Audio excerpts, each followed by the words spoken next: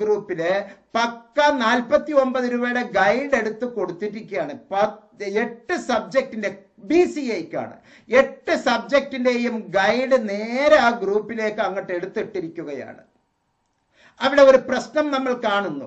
ഞാൻ കോളേജിന്റെ പേര് പറയുന്നില്ല, ഒരു സ്ഥാപനത്തിന്റെ പേര് പറയുന്നില്ല, ഒരു കുട്ടിയുടെ പേരും പറയുന്നില്ല. പക്ഷേ പക്ക ആ ഒരു ഗൈഡ് എടുത്തു കൊടുക്കുമ്പോൾ അവിടെ ഉണ്ടാകുന്ന അനന്തരഫലം ഒരു കൗൺസിലർ, എഡ്യൂക്കേഷണൽ കൗൺസിലർ എന്നുള്ള നിലക്കാണ് ഞാൻ നിങ്ങളുമായി പങ്കുവെക്കുന്നത്.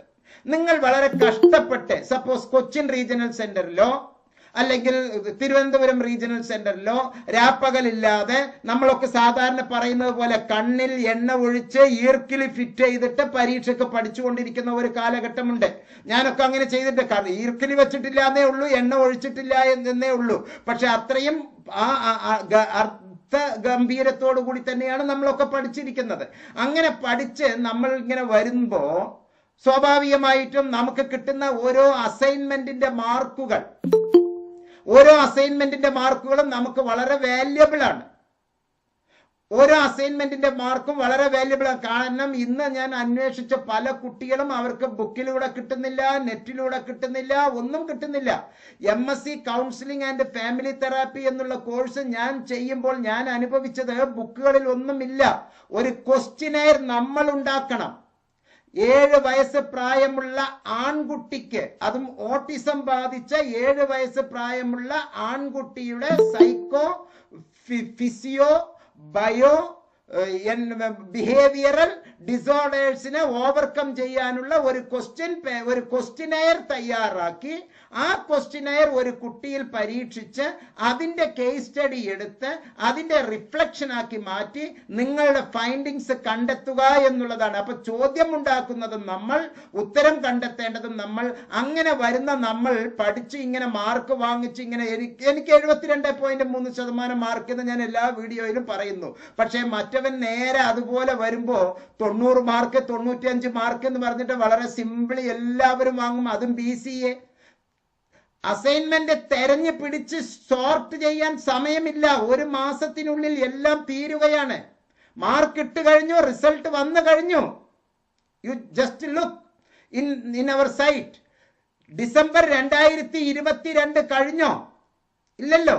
Now we are going in December 25. പക്ഷെ ഡിസംബറിലെ പരീക്ഷയുടെ ഏത് യൂണിവേഴ്സിറ്റിയാണ് ഇങ്ങനെ ചെയ്തു തരുന്നത്? വാഴ്ത്താം നമുക്ക് ഇഗ്നോയെ. ഡിസംബർ കഴിയുന്നതിന് മുമ്പ് ഡിസംബറിലെ റിസൾട്ട് ഇപ്പൊ ഇഗ്നോയുടെ വെബ്സൈറ്റിൽ വന്നു കഴിഞ്ഞു. ആ വന്നു കഴിഞ്ഞതിൽ ഈ പറഞ്ഞവർക്കൊക്കെ മാർക്കുകൾ അവിടെ കിട്ടിക്കഴിഞ്ഞു. അപ്പോ സ്വാഭാവികമായും നന്നായി പഠിച്ചു വരുന്നവന് മാർക്കുകൾ 70 മാർക്ക് അസൈൻമെന്റിന്, മറ്റവനും അതേ 75 മാർക്കോ 70 മാർക്കോ കിട്ടിയെന്ന് തന്നെ കരുതുക. 10ന് അർഹതയുള്ളവനാണ് ഈ 70 മാർക്ക് വാങ്ങുന്നതെങ്കിൽ അതിന്റെ ആവറേജ് 30:70% മാർക്ക് എടുക്കുമ്പോൾ അത് പിന്നീട് ജനറൽ മാർക്കിൽ അത് റിഫ്ലക്റ്റ് ആകുമ്പോൾ നാളെ ഒരു ഇന്റർവ്യൂവില് BCAക്ക് വേണ്ടി ഇതേ ഇഗ്നോ തന്നെ ഇതേ സ്റ്റഡി സെന്ററിന്റെ നേതൃത്വത്തിൽ ക്യാമ്പസ് പ്ലേസ്മെന്റ് വെക്കുമ്പോ കർണാടകയിൽ നിന്ന് ഒരു ടീം ഇവിടെ വന്നിട്ട് 40 കുട്ടികളെ സെലക്ട് ചെയ്യുമ്പോ ഈ കോപ്പി അടിച്ച BCA കുട്ടിക്ക് ആയിരിക്കും ആദ്യം ജോലി കിട്ടുക. നന്നായി പഠിച്ച നിങ്ങൾക്ക് ചിലപ്പോൾ ജോലി കിട്ടില്ല. കാരണം കോപ്പി അടിക്കുന്നവന് എപ്പോഴും കോപ്പി അടിക്കാനുള്ള ത്വരയുണ്ടാവും. അവൻ എങ്ങനെയും നുഴഞ്ഞു കയറി എല്ലാ കാര്യവും അവൻ ചോർത്തിയെടുക്കും. അതുപോലെ തന്നെ എല്ലാ രീതിയിലും അവൻ ജോലിയും ചോർത്തിയെടുക്കും. അവസാനം നമ്മൾ വലിയ പൊട്ടന്മാരായി മാറും. ഞാൻ ഉടനെ തന്നെ കോർഡിനേറ്ററിനെ വിളിച്ചു. ഞാൻ ഇന്ന കുട്ടിക്ക് വേണ്ടി ഇന്നത് ചെയ്യുന്ന ഇന്ന ആളാണ്. ഇന്ന് ആ വാട്സപ്പ് ഗ്രൂപ്പ് പിരിച്ചു വിട്ടില്ലായിരുന്നെങ്കിൽ ഞാൻ ഇത് കോടതിക്ക് കൊണ്ടുപോകുമെന്ന് വാൺ ചെയ്തു. അത് എൻ്റെ കയ്യിൽ റെക്കോർഡും ഉണ്ട്. അന്ന് 1/2 മണിക്കൂർ കൊണ്ട് ആ ഗ്രൂപ്പുകളെ പിരിച്ചുവിട്ടു. എനിക്ക് അത്രേ ചെയ്യാൻ പറ്റൂ.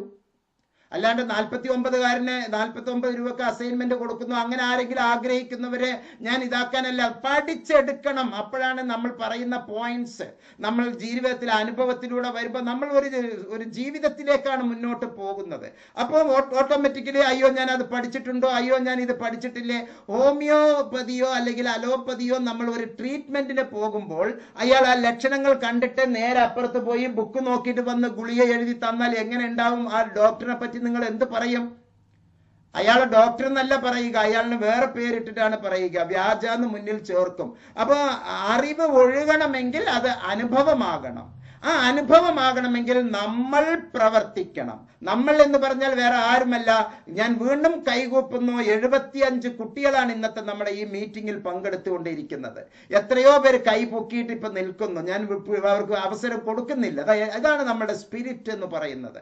അപ്പോ അത്രയും മഹത്തായ ആശയങ്ങളുള്ള ഇന്ന് ഈ ഒരു 10 ക്രിസ്ത്യൻ സ്റ്റുഡൻസ് എങ്കിലും ഇന്ന് ഈ മീറ്റിംഗിൽ ഉണ്ട്. അവർക്കെന്താ കുടുംബത്തില് അതുപോലെ ക്രിസ്മസ് സമയത്ത് ഈ ആഘോഷങ്ങളും ഈ നേരത്തെ അവർക്ക് കുടുംബത്തോടൊപ്പം ഒത്തുകൂടാൻ സമയമില്ലാണ്ടാണോ? But we are keen, sharpen, ഇൻട്രസ്റ്റോട് കൂടിയിട്ടാണ്, വെറുതെ കടമയ്ക്ക് വേണ്ടിയിട്ടല്ല, ഇൻട്രസ്റ്റോട് കൂടിയിട്ടാണ് നമ്മൾ ഇവിടെയൊക്കെ വന്നിട്ട് നമ്മൾ ഈ കാര്യങ്ങളെല്ലാം ചെയ്തുകൊണ്ട് മുന്നോട്ട് പോകുന്നത്.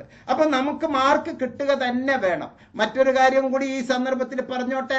അസൈൻമെന്റിന് മാത്രം മാർക്ക് ഉണ്ടായിട്ട് എഴുത്ത് പരീക്ഷയിൽ മാർക്ക് കുറഞ്ഞാൽ അതും നിങ്ങളുടെ മാർക്കിനെ വല്ലാതെ ബാധിക്കും. പ്രത്യേകിച്ച് ശ്രദ്ധിക്കുക. അസൈൻമെന്റിന് മാർക്ക് കുറഞ്ഞിട്ട് എഴുത്ത് പരീക്ഷയിൽ മാർക്ക് കൂടിയാലും നിങ്ങളുടെ മാർക്കിനെ അത് ബാധിക്കും. ഉദാഹരണം, നിങ്ങൾ സമയം, ടൈം കീപ്പർ എനിക്കൊരു 2 മിനിറ്റ് ടൈം തരണം, കാരണം ഇതൊരു പോയിന്റ് ആണ് ഞാൻ പറയുന്നത്.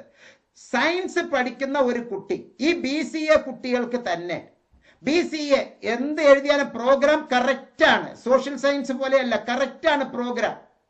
2 സ്ക്വയർ എപ്പോഴും 4 ആണ്, 4 സ്ക്വയർ എപ്പോഴും 16 ആണ്, 16 സ്ക്വയർ 256 ആണ്. അതിൽ ഒരു സംശയമില്ല. 255.999 എന്നൊന്നും ആരും എഴുതി വെക്കില്ല. 256 അത് പറഞ്ഞാൽ ഫുൾ മാർക്ക്. 10 മാർക്കാണെങ്കിൽ 10 മാർക്കും കൊടുക്കുക തന്നെ വേണം. അതാണ് അവരുടെ നേച്ചർ, അവരുടെ ആ മാർക്ക്. അപ്പോ തിയറി പരീക്ഷയില് 100-ന് 100 മാർക്ക് വാങ്ങിച്ചു. ഓക്കെ, തിയറിയില് 100-ന് 100, 50-ന് 50 മാർക്ക്. 100 മാർക്ക് വാങ്ങിച്ചാൽ എത്ര മാർക്കായിട്ട് പരിഗണിക്കുമെന്ന് നിങ്ങൾക്ക് അറിയാമോ? ഗുണമുള്ളതുപോലെ തന്നെ ദോഷവുമുണ്ട്. അത് 70 മാർക്കായേ പരിഗണിക്കൂ. Because 70% is the weightage. ഞാൻ പറഞ്ഞതിൽ സംശയം ഉണ്ടെങ്കിൽ ഇപ്പൊ ഇടപെടണം. തിയറി പേപ്പറിൽ 100-ല് 100, തിയറി പേപ്പറിൽ 100-ല് 100 മാത്സ്. ബയോകെമിസ്ട്രിക്ക് ഫസീല, കാരറ്റ്, ഓക്കെ, 100-ന് 100 ബയോകെമിസ്ട്രിക്ക്. BBARL-ന് ഒരു പ്രോജക്റ്റ് തന്നാൽ ആ പ്രോജക്റ്റിന് 100-ന് 100. ഓക്കെ, അത് കൃത്യമായിട്ടുള്ള മാർക്കാണ്. ഒരു പ്രാക്ടിക്കൽ കൃത്യമായിട്ട് MA സൈക്കോളജിയിലെ പ്രാക്ടിക്കൽ കൃത്യമായിട്ട് ചെയ്താൽ 100-ന് 100. അതിൽ 75 മാർക്ക് പ്രാക്ടിക്കൽ എന്നല്ല. കാരണം ഒരാളുടെ ഹൈപ്പോത്തറ്റിക്കൽ ഇൻഫർമേഷൻസും ആ കുട്ടിക്ക് ഉണ്ടാകുന്ന ഓട്ടിസത്തിന്റെ ലെവൽ അല്ലെങ്കിൽ IQ മെഷർ ചെയ്തപ്പോൾ കൃത്യമായിട്ട് ആ കുട്ടിക്ക് 143 എന്ന IQ കിട്ടിയെങ്കിൽ അത് ഗിഫ്റ്റഡ് എന്നുള്ളതിലേക്ക് ഉൾപ്പെടുത്തി അതിന്റെ റിസൾട്ടും കൊണ്ടുപോയി കൊടുത്താൽ പിന്നെ അതിനെ ഒരു 70 മാർക്കാക്കി ചുരുക്കലൊന്നും അല്ല. 100-ന് 100 മാർക്ക്. ആ 100 മാർക്കിനെ 70% വെയിറ്റേജ് ആക്കി ചുരുക്കുമ്പോൾ നിങ്ങളുടെ രേഖയിൽ 70 എന്നേ കിടക്കൂ, 100 എന്ന് കിടക്കില്ല. പിന്നെ 30 വരേണ്ടത് എവിടുന്നാണ്? ഈ അസൈൻമെന്റിൽ ഇതുപോലെ 100 മാർക്ക് ഉണ്ടാവണം. അസൈൻമെന്റിൽ 90 മാർക്കേ ഉള്ളൂ എങ്കിൽ 39, 27 എന്ന മാർക്കാണ് വരിക. 70 + 27 എത്ര മാർക്കാ? 70 + 27 97 മാർക്ക്. എങ്ങനെ? നിങ്ങൾ 100-ൽ 100 മാർക്ക് തിയറിയിൽ വാങ്ങിച്ചിട്ടുണ്ടെങ്കിൽ പോലും 100-ൽ 100 മാർക്ക് തിയറിയിൽ വാങ്ങിച്ചിട്ടുണ്ടെങ്കിൽ പോലും നിങ്ങളുടെ മാർക്ക് 100 ആകുന്നില്ല. അങ്ങനെ ഒരു നെഗറ്റീവിസം ഇതിന്റെ പിന്നിലുണ്ട്, ഒളിഞ്ഞിട്ടുണ്ട്. അതുകൊണ്ട് ഇത്തിരി അവെയർ ആകണം. നമ്മളുടെ ഗ്രൂപ്പുകൾ, നിങ്ങൾ ഇൻഡിപെൻഡന്റ്, ഒരു ഗ്രൂപ്പിന് സാധാരണ അധ്യാപകൻ ഇല്ലെങ്കിൽ എന്തായിരിക്കും ഒരു ക്ലാസ്സില്? അതൊക്കെ നമുക്ക് എൻജോയ്മെന്റ് വേണം. ഞാനും ക്ലാസ്സിൽ കളിച്ചിട്ടുണ്ട്, ചിരിച്ചിട്ടുണ്ട്, മതിച്ചിട്ടുണ്ട്, എല്ലാം ചെയ്തിട്ടുണ്ട്. അത്യാവശ്യം ചെയ്യാൻ നിങ്ങൾ ഉദ്ദേശിക്കുന്നതൊക്കെ ഞാനും ചെയ്തിട്ടുണ്ട്, ഇല്ല എന്നുമല്ല, എല്ലാം ചെയ്തിട്ടുണ്ട്. പക്ഷെ നമ്മൾ ആ സീരിയസ്നെസ് വരുമ്പോൾ സീരിയസ്നെസ് വേണം. അപ്പൊ MNOTS സെന്റർ ഫോർ ബിഹേവിയറൽ ഗ്രൂപ്പിലെ നമ്പർ 1 പറയുന്നു, നിങ്ങൾ ഒരു കാരണവശാലും ഈ പ്ലാറ്റ്ഫോം ഉപയോഗിച്ചുകൊണ്ട് മൊബൈൽ നമ്പർ ഷെയർ ചെയ്യരുത്. നിങ്ങൾ കച്ചറ പിച്ചറ വർത്തമാനങ്ങൾ പറയരുത്. ഊണ് കഴിച്ചോ, ഊണ് കഴിച്ചില്ലേ, നിന്റെ ഡ്രസ്സ് ഏതാണ്, ഈ സിനിമയെ പറ്റി എന്താണ് അഭിപ്രായം, മോഹൻലാൽ നടന്നു പോയതാണോ ശരി, മമ്മൂട്ടി നടന്നു പോയതാണോ ശരി എന്നുള്ള ഗവേഷണത്തിനൊന്നും ദയവ് ചെയ്ത് നിൽക്കരുത്. Only focused on study material. അതിനെപ്പറ്റി നിങ്ങൾ എന്ത് വേണമെങ്കിലും രാത്രി എപ്പോൾ വേണമെങ്കിലും പറഞ്ഞോളൂ. കാരണം നമ്മളുടെ പ്രിയപ്പെട്ട സിറാജുദ്ദീൻ സാർ പറഞ്ഞതുപോലെ എനിക്കിത്തിരി റിലീഫായി. നമുക്ക് എല്ലാവർക്കും ഗ്രൂപ്പുകളിലേക്ക് പങ്കെടുക്കാം. ഇന്ന് ഗ്രൂപ്പ് യോഗമാണ് നമ്മൾ ചേരുന്നെങ്കിൽ പോലും ആക്ച്വലി ഗ്രൂപ്പ് തുടങ്ങിക്കഴിഞ്ഞു സുഹൃത്തുക്കളെ. ഇനി നിങ്ങളുടെ കയ്യിൽ തരികയേ വേണ്ടു. ഗ്രൂപ്പ് നമ്മൾ തുടങ്ങിയോ ഇല്ലയോ? അറിഞ്ഞവർ യെസ് യെസ് എന്ന് ടൈപ്പ് ചെയ്യൂ.